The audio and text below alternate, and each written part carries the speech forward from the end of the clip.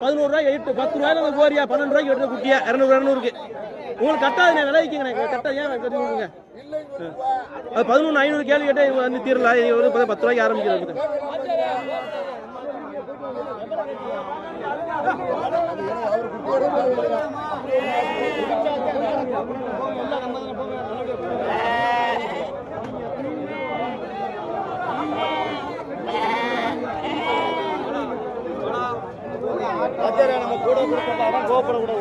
ஆமா அவர் கேட்டு விலை வச்சு 11,000 ரூபாய் 10 ரூபாய் கேட்டு நிற்கிறாரு கிட்ட விலை வைக்க வேண்டியது அவரு ஆனா 12 ரூபாய்க்கு தீருது 10 ரூபாயில 200 ரூபாய் ஏற்றி போறாரு 12 ரூபாய்க்கு விற்கிற குட்டிய